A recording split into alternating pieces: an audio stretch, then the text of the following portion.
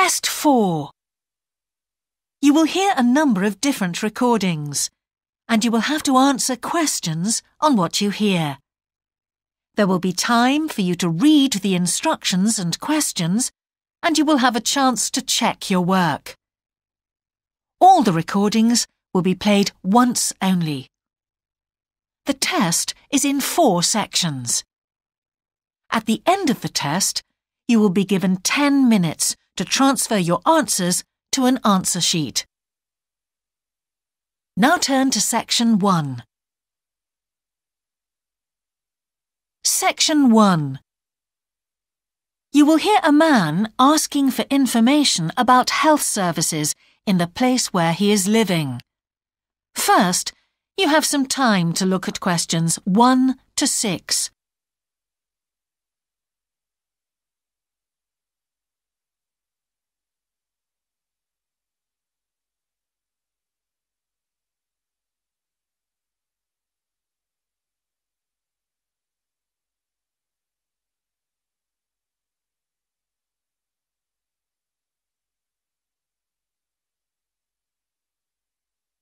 You will see that there is an example that has been done for you.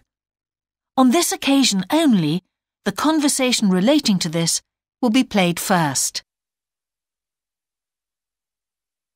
Can I help you? Yes, I've just moved to this area with my wife and children, and I'd like to know where we can all register with a doctor at a health centre.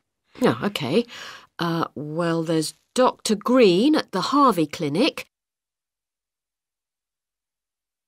The woman says the doctor at the Harvey Clinic is called Dr. Green, so Green has been written in the space. Now we shall begin. You should answer the questions as you listen, because you will not hear the recording a second time. Listen carefully and answer questions 1 to 6.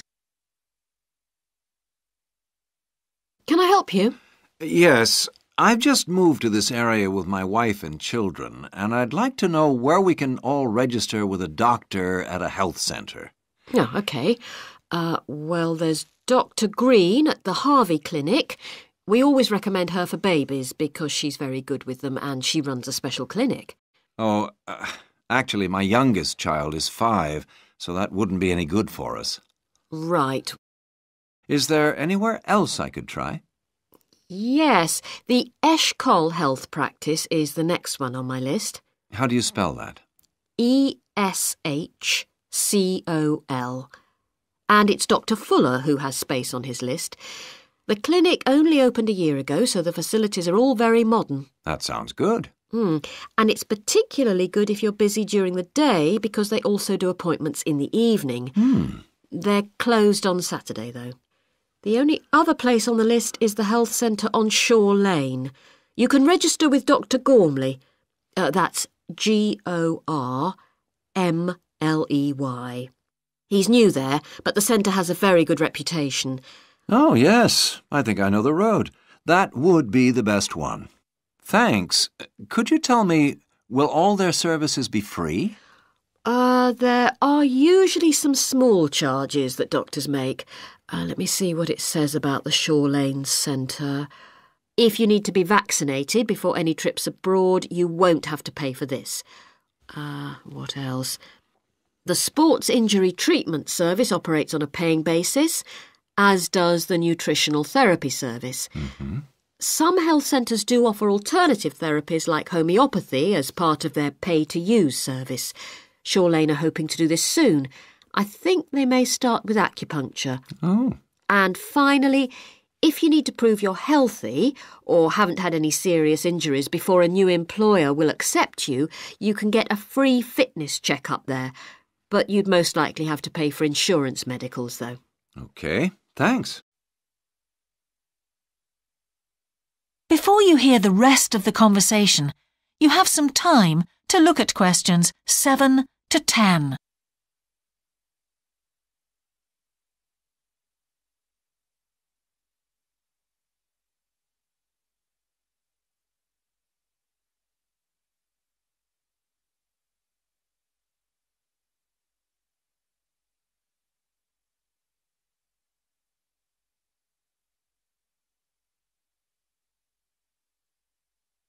Now listen and answer questions 7 to 10.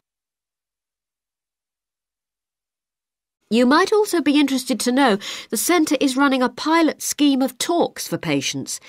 I've got the list here. Actually, they look very interesting. What sort of things? Well, the first one's about giving up smoking. It's next week, the 25th of February at 7 p.m, and that's in room 4. It says the talk will stress the health benefits, particularly for people with asthma or heart disease. That sounds very interesting.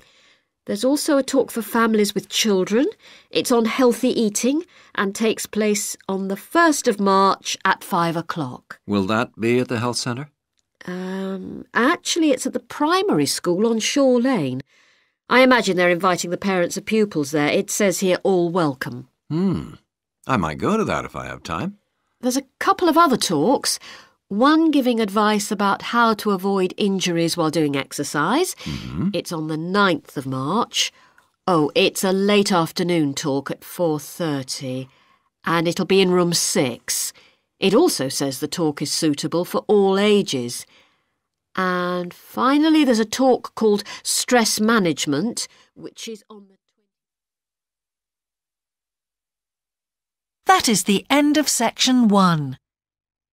You now have half a minute to check your answers.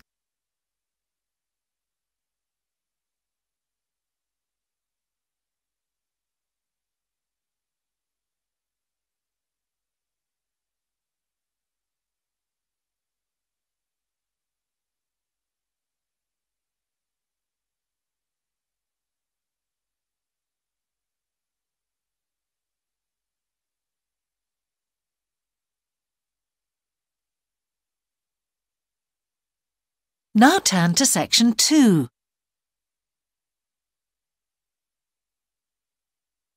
Section 2. You will hear a man who owns a holiday home talking on the phone to a woman who is staying there. First, you have some time to look at questions 11 to 13.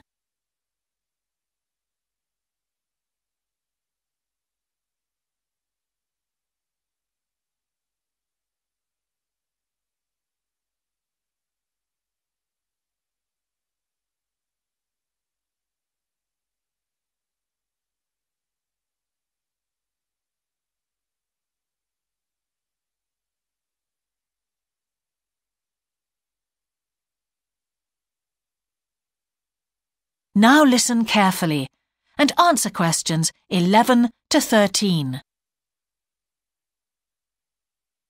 Hello? Hi, it's Laura Carlton here. We've just arrived at the holiday flat, but I can't get the hot water and heating to work. Oh, right. That's easy. Don't worry. In the upstairs cupboard, you'll find the water heater. You'll see 3 main controls on the left at the bottom of the heater. The first one, the round one on the far left, is the most important one for the heating and hot water. It's the main control switch. Make sure it's in the on position. The switch itself doesn't light up, but the little square below will be black if the switch is off. That's probably what's happened. It's got switched off by mistake.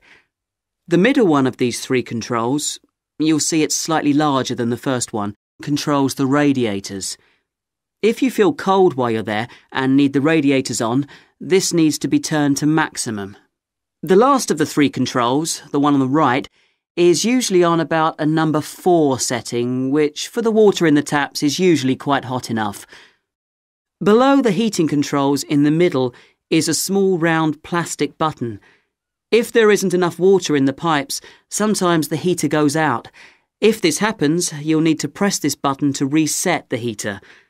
Hold it in for about 5 seconds and the heater should come on again. Then there's a little square indicator under the 3rd knob that's a kind of alarm light. It'll flash if you need to reset the heater. It sounds complicated. I'm sure you won't have any problems with it. There should be some more instructions on the side of the heater. Call me back if you can't make it work. OK. Before you hear the rest of the conversation, you have some time to look at questions 14 to 20.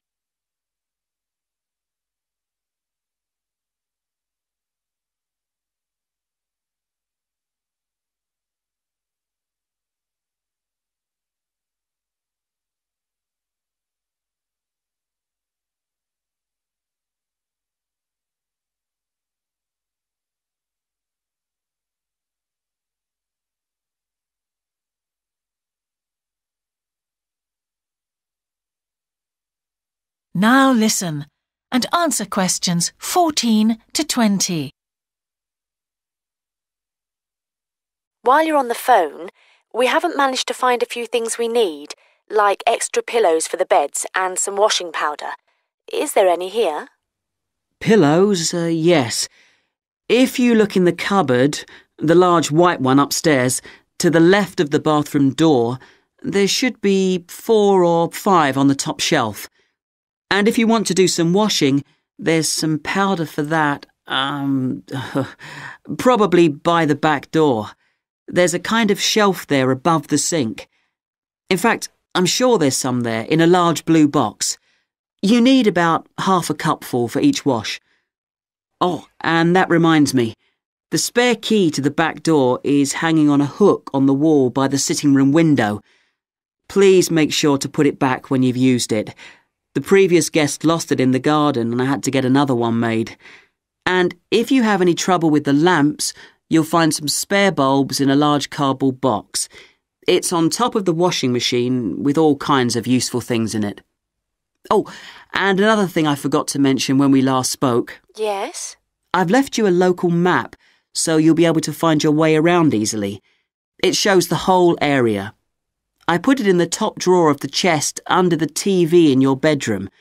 There's a whole file of local information in there too. Thanks. What about visiting the town? Can you give us any advice? Yes.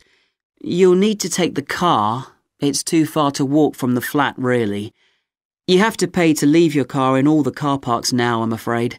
I like the one that's by the station best, and you can walk to the town centre from there in 5 minutes.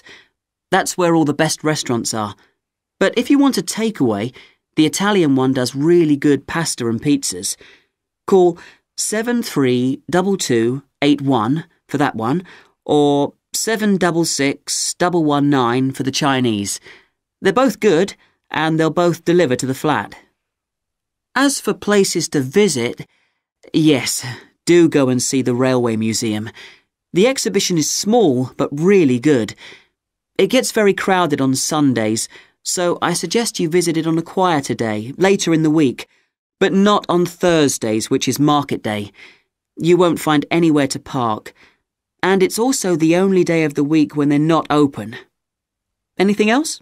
Not for the moment. Thanks. That is the end of section 2.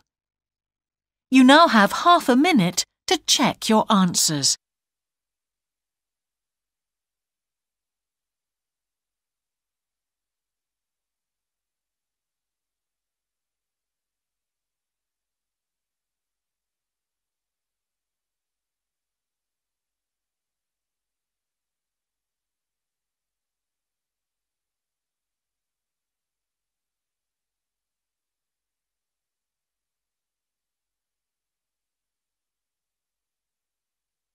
Now turn to section 3.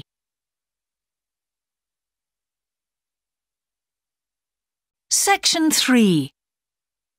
You will hear a conversation between an English teacher called Paul and a former student of his called Kira.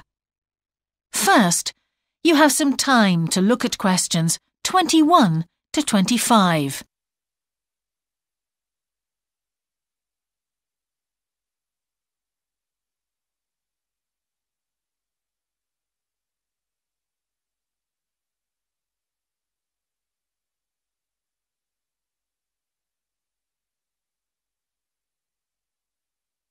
Now listen carefully and answer questions 21 to 25. Hello, Kira. How are you? Fine, thanks, Paul. How are you? Well, thanks. It's good to see you. It must be 12 months since you did our course. That's right. It's nice to come back and say hello. What course did you enroll in? Actually, I went straight into third-year pharmacy. They credited me with 2 years, which probably made it more difficult for me. On the other hand, you were lucky to be granted credits. Is that why you chose the course? Yes, and as I'd already finished a course in it in my country, I thought it would be easier if I studied something I already knew. I didn't realize you went into third year. I thought you started in first year. No wonder it was so hard. And what do you think is one of the big differences between studying at a university here and studying in your country? Well, I found it very difficult to write assignments because I wasn't familiar with that aspect of the system here. The main problem is that the lectures expect you to be critical. That made me feel really terrible. I thought, how can I possibly do it? How can I comment on someone else's research when they probably spent 5 years doing it? I think a lot of people who come from overseas countries have similar problems. But after a while, it became easier for me. People expect you to have problems with the process of reading and writing, but in fact, it is more a question of altering your viewpoint towards academic study. How was the content of the lectures? Was it easy for you? I didn't really have many problems understanding lectures. The content was very similar to what I'd studied before. And what about the lecturers themselves? Are they essentially the same as lecturers in your country?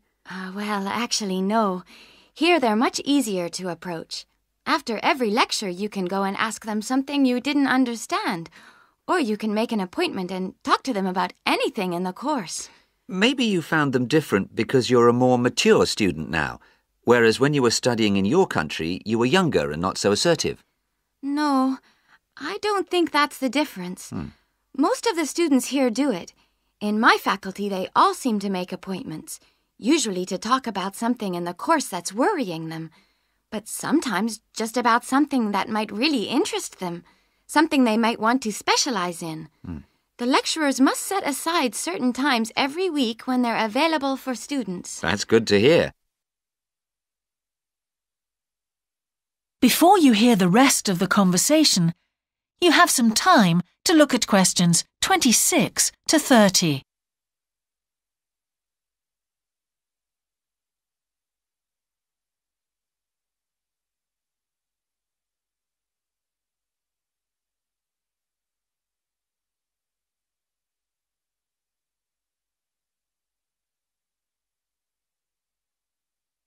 Now listen and answer questions 26 to 30.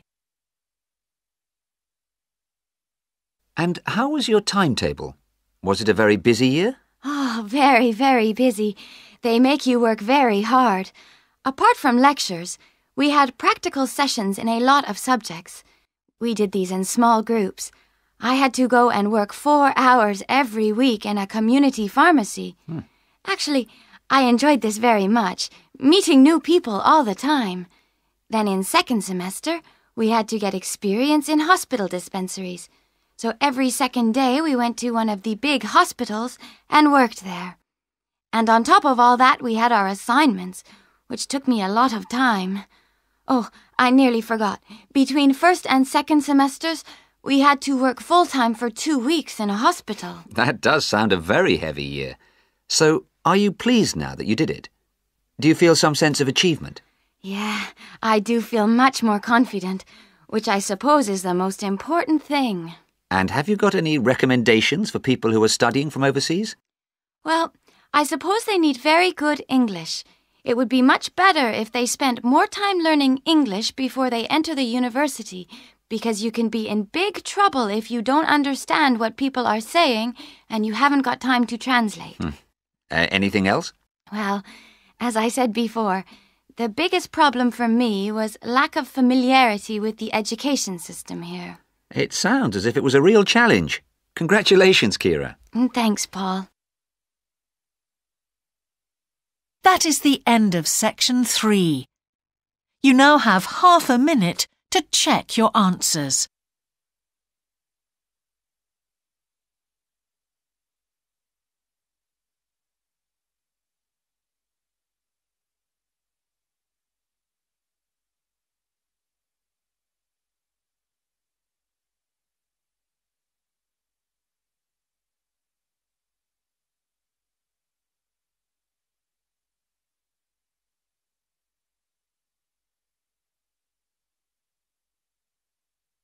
Now turn to section 4.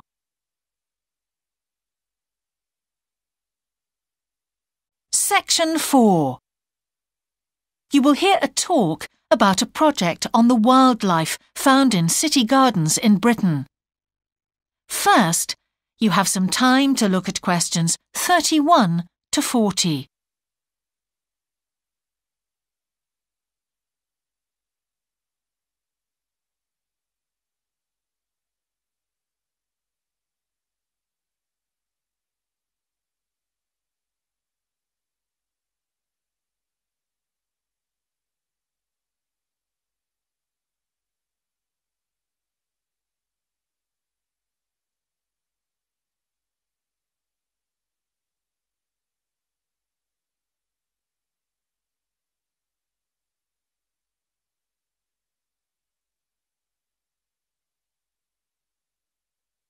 Now listen carefully and answer questions 31 to 40.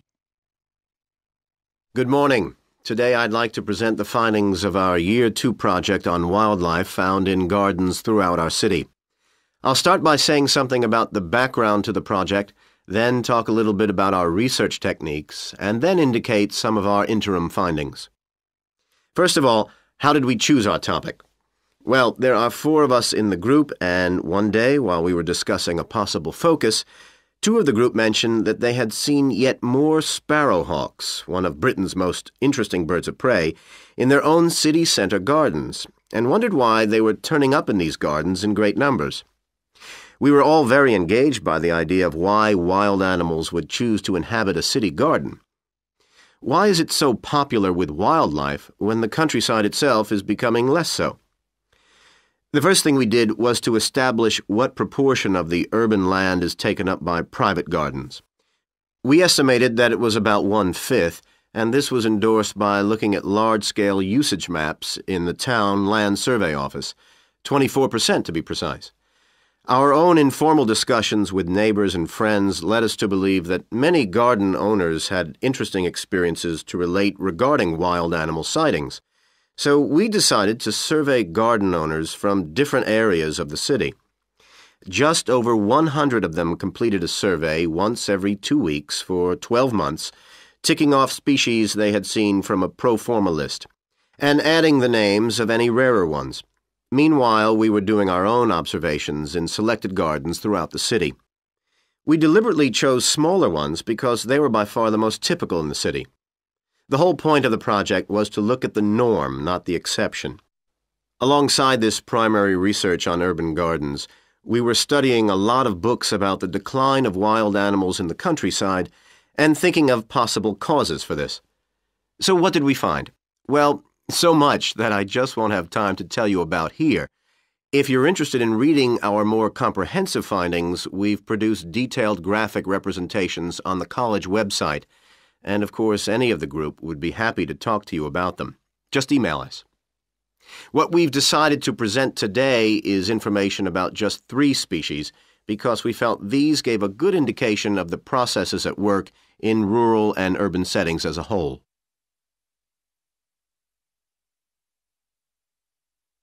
The first species to generate a lot of interesting information was frogs, and there was a clear pattern here. They proliferate where there is suitable water.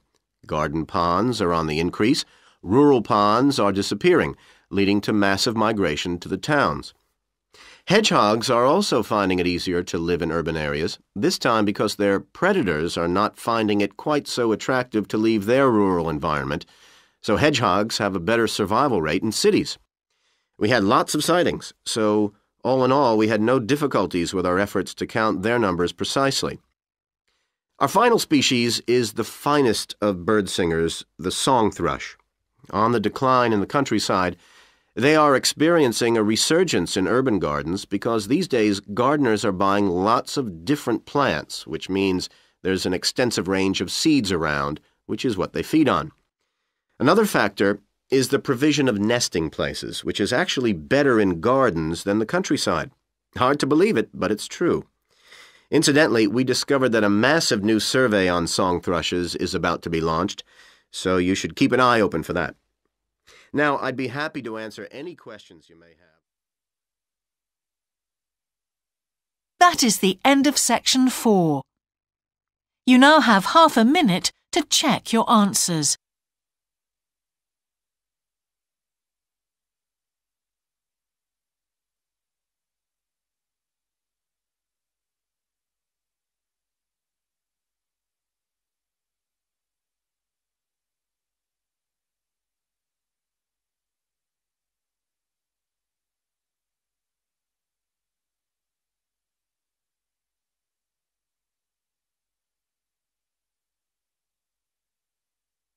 That is the end of the listening test. In the IELTS test, you would now have 10 minutes to transfer your answers to the answer sheet.